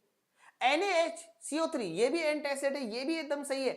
ध्यान रखना बेकिंग सोडा, बच्चों ये बेकिंग सोडा भी, ये भी हमारे पेट की एसिडिटी को खत्म करता है। हाँ सोडा, जब इनो नहीं आता था तब यही खाते थे हम लोग। तो एंट एसिड, एसिड का उल्टा, इसका मतलब ये सारे स्टेटमेंट सही है, पहला वाला स्टेटमेंट गलत है। ठीक है, बताइए बात सबको क्लियर हो गई। चलो आगे बढ़े, ऑप्शन नंबर 8 गलत है। नेक्स्ट आइए 25वां, ट्राई कीजिए। अगला बढ़े, कहा जा रहा है ये हमारा 2022 में ये भी सवाल आया 25वां, सोडियम हाइड्रोजन कार्बोनेट। अरे वाह, ये तो बहुत आसान है यार। सोडियम हाइड्रोजन कार्बोनेट बनने वाला अम्ल और क्षार है, किससे मिलके बनेगा, सोडियम हाइड्रोजन कार्बोनेट। हरा बच्चों, sodium hydrogen carbonate the acid and base which form sodium hydrogen carbonate. ठीक, अच्छा सवाल है, लेकिन हो रहा कैसे सवाल, बताओ आंसर दीजिए। तो मैं आप लोगों को बता दूं, अगर हमें सोडियम हाइड्रोजन कार्बोनेट बनाना है तो हमें एक अम्ल चाहिए होगा, एक क्षार चाहिए होगा। अब जैसे बहुत सारे लोग ऑप्शन नंबर डी दे रहे हैं, डी गलत है। देखो एक बात सुन लो, लड़की लड़की से शादी नहीं कर सकता, लड़का लड़का से शादी नहीं कर सकता। रिएक्शन हमेशा ना कैसे होती है, रिएक्शन का मतलब होता है कि जब दोनों चीजें एक दूसरे के साथ मिलना चाहते हैं, लड़का लड़की के साथ मिलना चाहता है, लड़की लड़का के साथ मिलना चाहती है, सेम चीज कभी आपस में रिएक्शन नहीं करते। तुमने कभी सुना है कि अमोनियम हाइड्रोक्साइड की रिएक्शन, अमोनियम हाइड्रोक्साइड की रिएक्शन तुमने अमोनियम क्लोराइड के साथ करा दिया, ये क्या है सर, क्या ये रिएक्शन कराना पॉसिबल है? अरे बोलो भैया, सेम तरह से CO3 की रिएक्शन CO3 के साथ कभी नहीं हो सकती यार।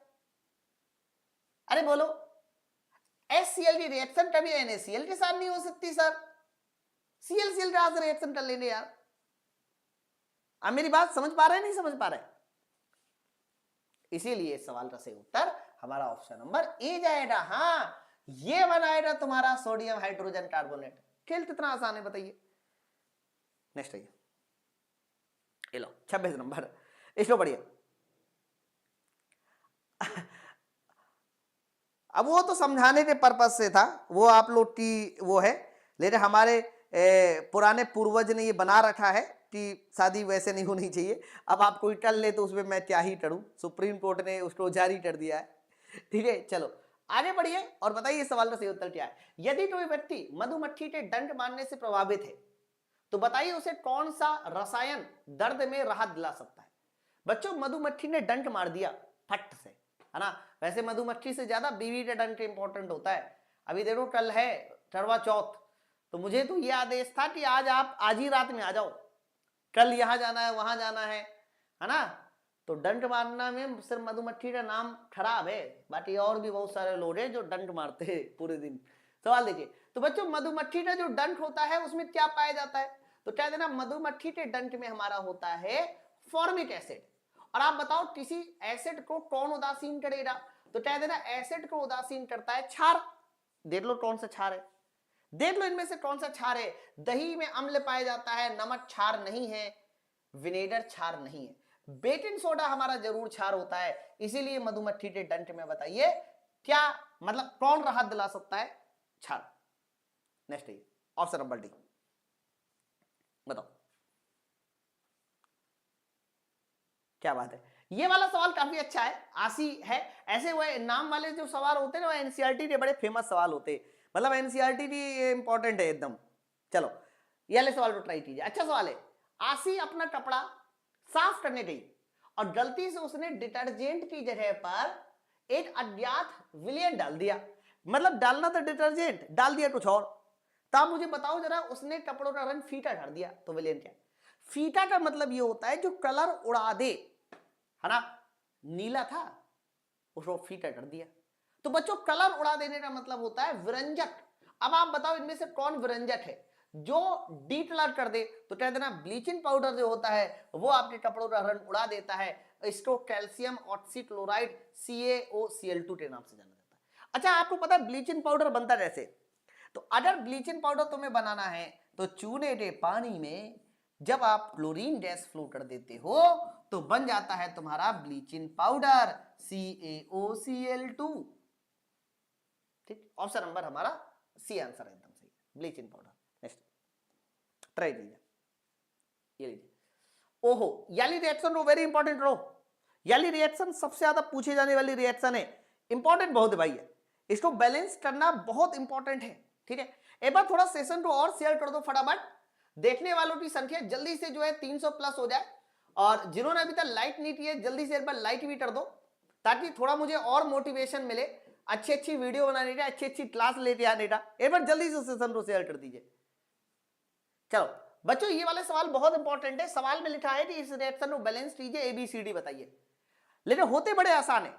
हमें क्या करना होता है, बैलेंस नहीं करना होता, हमें इधर और इधर केवल एटम्स की संख्या देखनी होती है। जैसे कि आप यहां देखो ये Mg है, यहां A लगा है, तो बच्चों क्या हम लोग इसको 3A कर सकते हैं? Mg की संख्या 3 है और यहां Mg की संख्या अकेले C है, तो 3A बराबर C। या ऐसा बोला जा सकता है कि C की वैल्यू A की 3 गुनी है। अब C तुम्हारा ये है, A तुम्हारा ये है, C तुम्हारा ये है, A तुम्हारा ये है, C तुम्हारा ये है, A तुम्हारा ये, C है। 3 गुना होना चाहिए। C की वैल्यू A की 3 गुनी इसमें नहीं है, C की वैल्यू 3 गुनी इसमें नहीं है, यानी आंसर या तो A या तो C।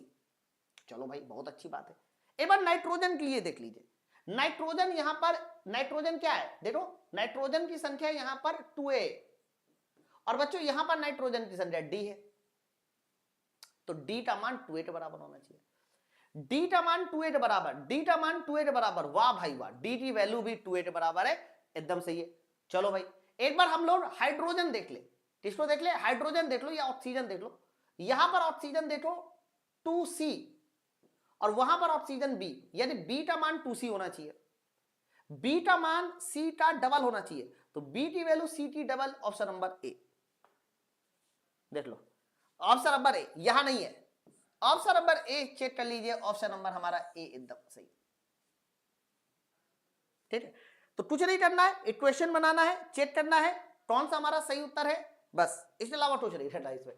चलो 29 नंबर ट्राई कीजिए, पढ़िए जल्दी से और बताइए क्वेश्चन नंबर 29 का सही उत्तर किसके साथ जाने वाला है।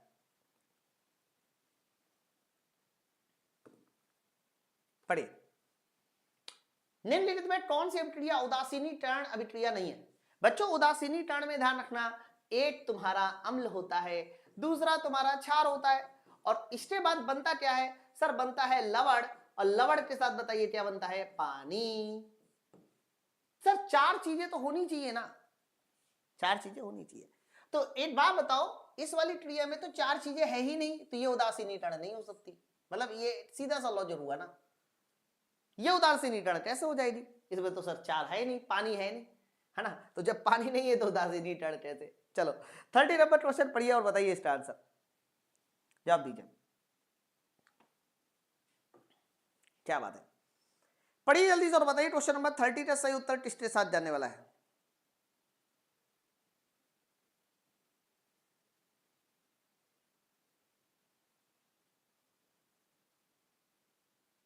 अल्लाह बताइए, सवाल लिखा हुआ है निम्नलिखित में से किसका मिलियन विद्युत का चालन नहीं करेगा?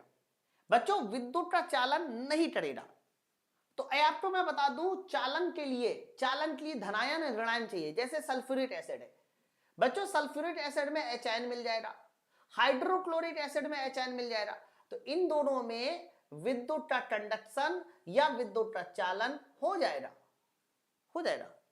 लेकिन आपको बता दें ग्लूकोज और अल्कोहल में सर HIN और OHN नहीं मिलेंगे इसलिए चालन नहीं होगा।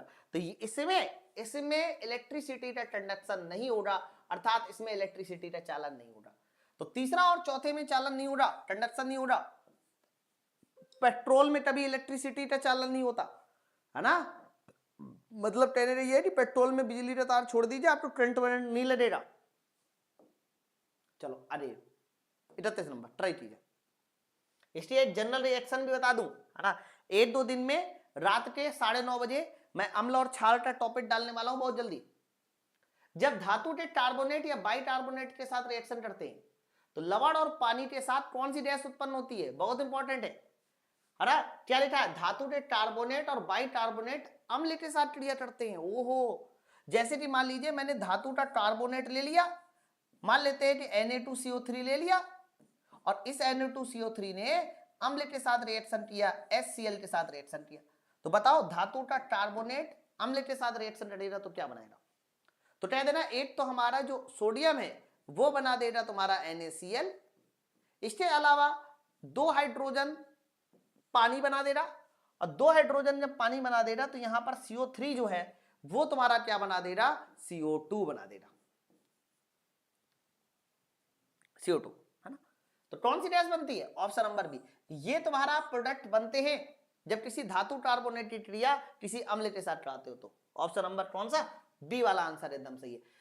चलो अरे कुछ लोग कार्बन मोनोऑक्साइड पे जा रहे थे, सागर कुमार सैनी है ना, आपको पता है आपने अगर कार्बन मोनोऑक्साइड बताया इसका मतलब क्या हुआ, इसका मतलब ये है कि आपने पढ़ाई अभी शुरू की है, अब बहुत ज्यादा तुमने धोखा कर दिया अपनी जिंदगी के साथ। पढ़ते रहिए और थोड़ा कायदे में पढ़िए, ऐसा तो नहीं होता है कि कुछ भी हवा में पढ़ लो और सोचो सिलेक्शन हो गया। सवाल दीजिए, दीपक प्रयोगशाला में जल में सल्फ्यूरिक एसिड मिला रहा था, तभी उसके शिक्षक ने उसे सावधान किया, मतलब दीपक ने क्या किया, पानी लिया उसमें जल में सल्फ्यूरिक एसिड मिला रहा था, तभी उसके शिक्षक ने सावधान किया कि स्ट्रॉन्ग एसिड या स्ट्रॉन्ग बेस को हमेशा जल में धीरे धीरे मिलाया जाता है। तो बताइए ऐसा इसने क्यों किया।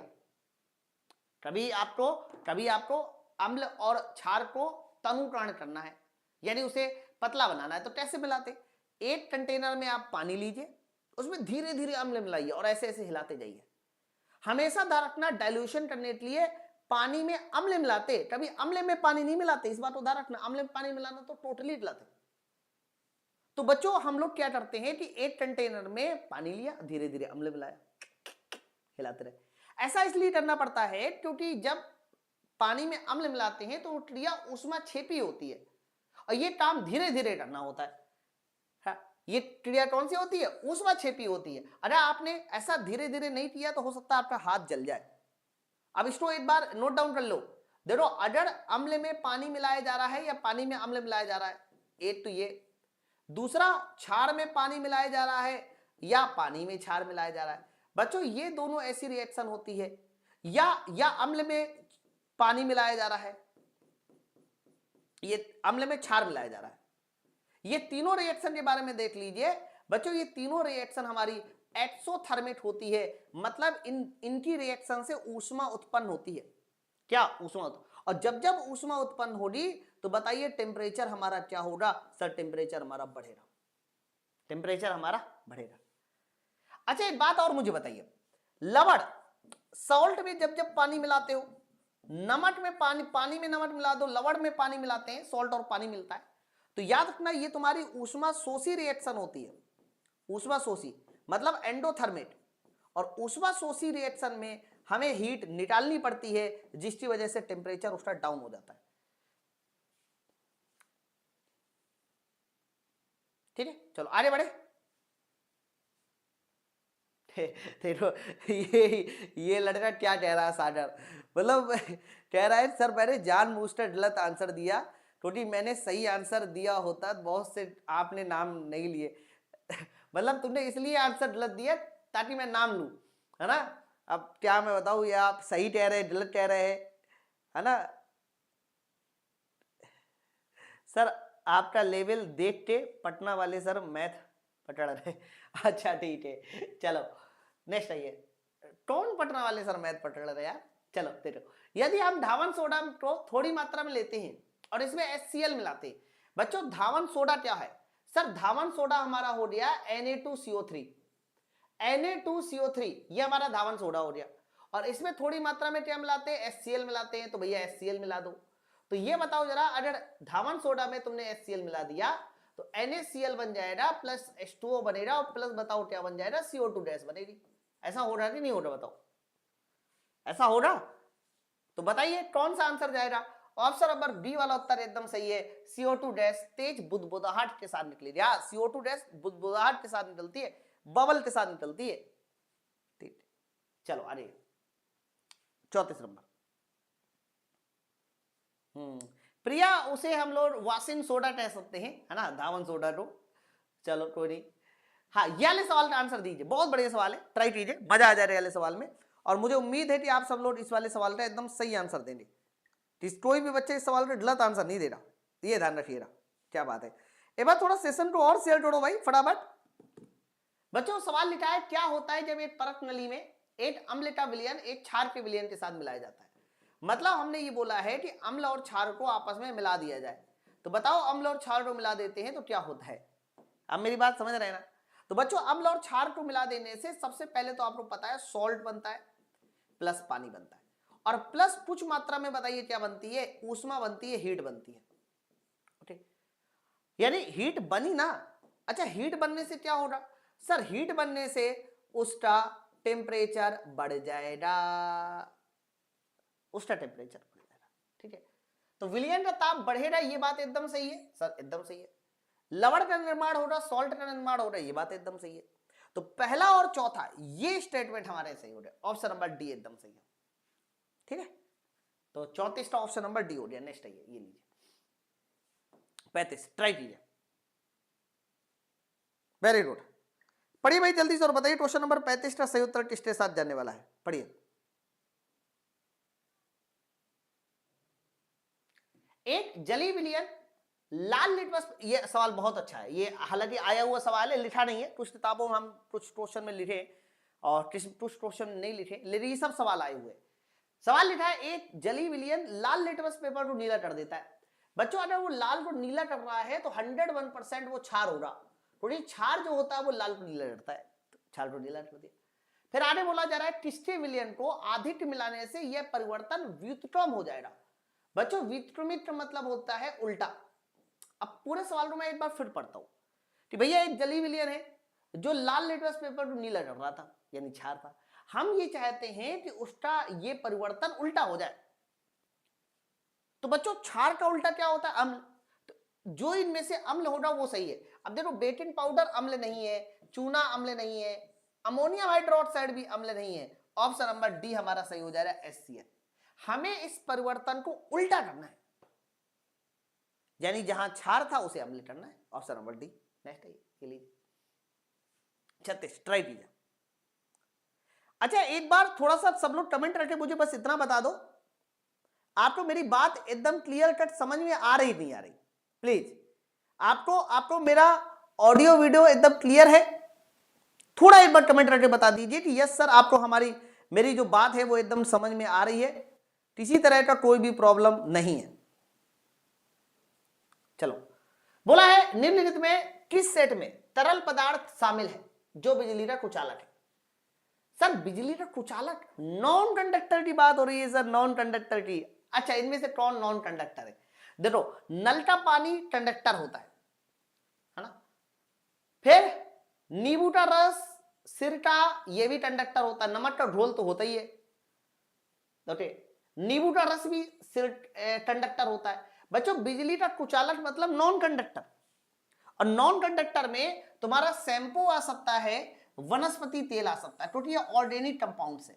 और शुद्ध जल, कईयों बार आपने किताब में पढ़ा होगा, शुद्ध जल नॉन कंडक्टर होता है। ऑप्शन नंबर ए एकदम सही उत्तर है। ऑप्शन नंबर होता है ए उत्तर एकदम सही। नेक्स्ट है अगला। सर इन्होंने नॉन कंडक्टर पूछा था, ये लीजिए हल्दी के बारे में बोला है, फटाफट जल्दी पढ़िए और बताइए हल्दी के लिए इनमें से कौन सा उत्तर हमारा सही है। ओके, क्या करें दोस्त, मैं आज ना आप टीम को मैं बोल दूंगा कि भैया इसका एक प्रॉपर सोल्यूशन निकालिए और मैं खुद इस चीज से परेशान हूं, लेकिन कोई बात नहीं, कई बार हमारे पास समस्याएं आती हैं, ठीक है। चलो, हल्दी एंड प्राकृतिक इंडिकेटर है, इसे पेस्ट को एसिड और बेस में अलग अलग मिलाने से कौन सा रंग देखा जाता है? बच्चों आपको पता है कि हल्दी, अभी हल्दी के बारे में नहीं आया, हल्दी के बारे में सुन लीजिए। हल्दी जब भी कभी क्षार के साथ मिलाई जाती है तो क्षार के साथ मिलाने पर ये कैसा कलर देती है? लाल भूरा। जबकि हल्दी अगर अम्ल के साथ मिलाते हैं तो किसी तरह का कोई रंग नहीं देता, यानी अम्ल के साथ मिलाने पे ये अभी भी कैसा कलर देता है? पीला।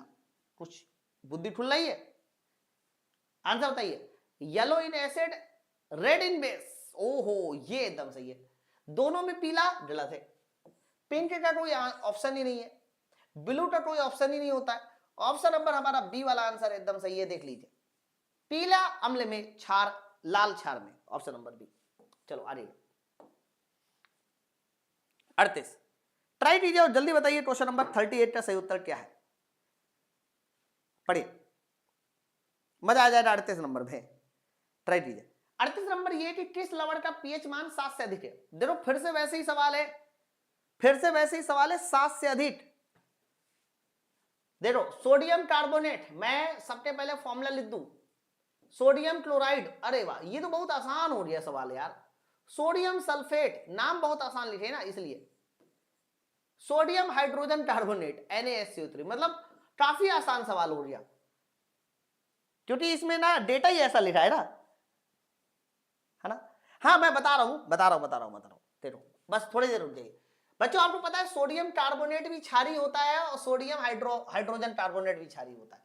हमें दोनों के बारे में पता है, दोनों क्षारीय है। और सवाल में लिखा था कौन सा 7 से अधिक है, तो 7 से अधिक पहला और चौथा हो जाएगा, क्योंकि वो दोनों क्षारीय है। इसीलिए ऑप्शन नंबर डी। और हमें चेक करने की जरूरत ही नहीं है। क्या चेक करने की जरूरत है? क्यों? NaCl पूरी दुनिया को पता है कि 7 होता है, तो दूसरा वाला आंसर तो कहीं आएगा नहीं, तो दूसरा ये गलत। हाँ मेरी बात समझ रहे ना, है ना। सोडियम सल्फेट बनता है NaOH प्लस H2SO4 से। दोनों स्ट्रॉन्ग है, ये भी स्ट्रॉन्ग बेस, ये भी तुम्हारा स्ट्रॉन्ग एसिड, तो ये भी 7 के बराबर होगा, है। ऑप्शन नंबर डी एकदम सही है। नेक्स्ट, ये सवाल थोड़ा धुआंटेदार है, मैं इसको ना आप लोगों को दे रहा हूं लगा रखिए। आप लोगों को देने का मतलब मैं आपको 20 सेकेंड का समय देता हूं, मैं कुछ नहीं बोलूंगा, आप 20 सेकेंड में इस सवाल का मुझे सही आंसर बताएंगे। है बहुत दिमागी सवाल, बहुत ज्यादा दिमागी सवाल है। सवाल लिखा है विभिन्न विलयन के लिए पीएच वैल्यू दी गई है, लेकिन आपको जो बताना है वो OH सांद्रता का क्रम बताना है, ठीक है। चलो बताओ मुझे। और हाँ, ये वाले सवाल का आंसर इस तरह से दीजिए, 39टा A, 39टा B, 39टा C, ताकि मैं ये समझ सकूं कितने लोग सही आंसर दे रहे हैं, कितने लोग गलत दे रहे हैं। अंकित का आया है B, है ना। राणा टोरी का आया है D, जिंदगी का B आया है ना। उमंग का B आया है। अच्छा B वाले ज्यादा है, क्या बात है, सही है B की सब BB की चक्कर में B दे रहे हो। चलो देखो बच्चों एक बात मुझे बताओ, जब तुम्हारा पीएच वैल्यू बढ़ती है तो पीएच वैल्यू जितना ज्यादा होती है विलयन उतना क्षारीय होता है, और क्षारीय विलयन के लिए OH आयन हमारे ज्यादा होते हैं। इसका अर्थ यह हुआ कि पीएच वैल्यू बढ़ने से OH आयन बढ़ते हैं, है ना, ये मतलब हुआ सर। ओके, तो आप देखो जिसमें ज्यादा पीएच वैल्यू होगी उसी का सर OH आयन ज्यादा होगा। सबसे ज्यादा पीएच वैल्यू Q की है, इसलिए Q हमारा सबसे आगे।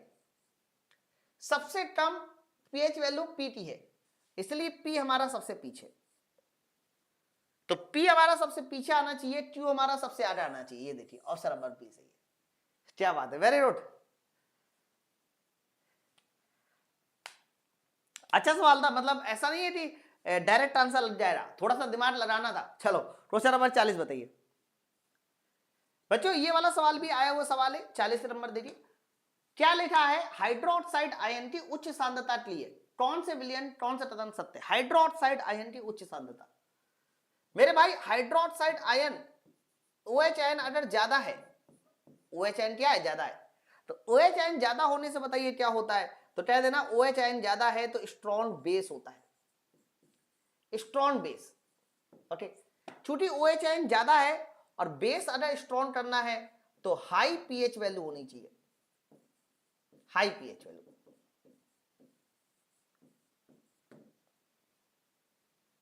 हो गया इसका answer. Solution is basic with higher pH value. Acidic वाला तो उत्तर सही नहीं हो रहा, ऑप्शन नंबर ए एकदम सही, ऑप्शन नंबर ए एकदम सही है ना। ठीक है, चलो तो मैं थोड़ा सा ये एप्लीकेशन पे क्लास के बारे में बातचीत कर लूं। देखो अभी ना कल परसों में दादी का वो था, क्या नाम है, 13वीं थी। और सच बात तो ये भी है ना कि आपको मैं थोड़ा सा अपने बारे में बता दूं, मैं टाइम टेबल के बारे में बता दूं। मैं डेली सुबह 6 बजे उठता हूं, मैं डेली सुबह 6 बजे उठता हूं। 6 से 8 मैं नहाता हूं, धोता हूं, नाश्ता करता हूं और 8 बजे से लेकर 10 बजे के बीच में मैं बस में रहता हूं। मेरी 10 बजे नगर पालिका में ड्यूटी है और 10 बजे के बाद जो है मैं वहां से फ्री होता हूं 5 बजे। 5 बजे बस में बैठता हूं, 7:30 बजे के आसपास मैं अपने ऑफिस पहुंचता हूं और 7:30 बजे ऑफिस पहुंचने के बाद जो है ना फिर मैं आपकी क्लास लेता हूं, शॉर्ट वीडियो बनाता हूं। तो थोड़ा समय नहीं मिल पा रहा। अब आपको ऑलरेडी समय नहीं मिल पा रहा तो सर क्या कोर्स नहीं हो रहा? कोर्स हो रहा। अभी मैंने अपने जहां मुझे जाना होता है 60 किलोमीटर का ट्रेवलिंग है, उसी 60 किलोमीटर की ट्रेवलिंग को रोकने के लिए मैंने वहां रूम ले लिया है और 2 से 3 दिनों में पूरा का पूरा मैं सेटअप लगा दूंगा। और 2 से 3 दिनों में जब सेटअप लग जाएगा ना तो ये मेरा जो ट्रेवलिंग का टाइम है ये पूरी तरह से बच जाएगा। और जैसे ही बच जाएगा उसके बाद मैं आपकी क्लास को रेगुलर कर दूंगा। फिर भी कल संडे है इसलिए कल मैं आप लोगों को पेड क्लास वाले बच्चों को 2 से 3 क्लास कल ही दे दूंगा। ठीक है, तो कल आपको 2-3 क्लास मिल जाएगी। कल मोस्ट प्रोबेबल जो है डाइजेस्टिव सिस्टम खत्म भी हो जाएगा, है ना। चलो ओके। एक बजे कह रहा है आपकी जॉब लग गई क्या है?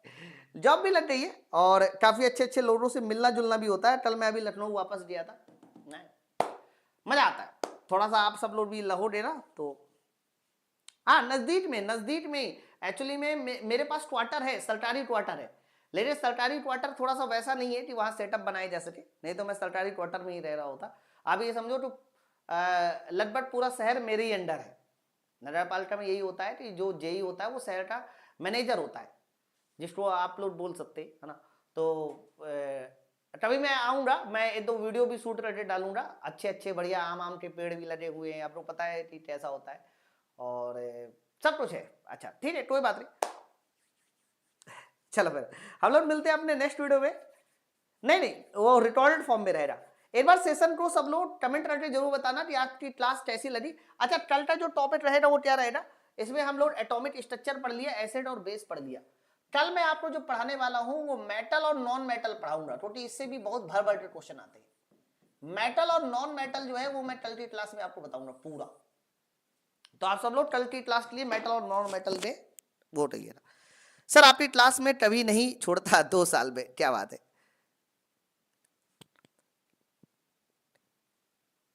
हरा हिमांशु गुप्ता, लखनऊ में मेरा प्रॉपर रहना नहीं है, लखनऊ आना जाना है। प्रॉपर मेरा जो रहना है वो है बिंदटी। बिंदटी आपने सुना है? ये फतेहपुर से पहले पड़ता है और बिंदटी नाम सुना होगा, फतेहपुर जिले में। तो वहां मेरी मेन पोस्टिंग है। तो सर पहले महीने की सैलरी आ रही? नहीं अभी नहीं आई। पहले महीने की सैलरी जो है वो अभी 4 से 5 दिनों के बाद आ जाएगी। और 4201 पे है जेटी जो सैलरी बनती है वो 4201 पे से बनती है। तो 4201 पे में जो सैलरी बनेगी वो लगभग 55,000 शुरुआत में बनेगी, 55-60 जितना भी बने, और फिर धीरे धीरे बढ़ती रहती है ना।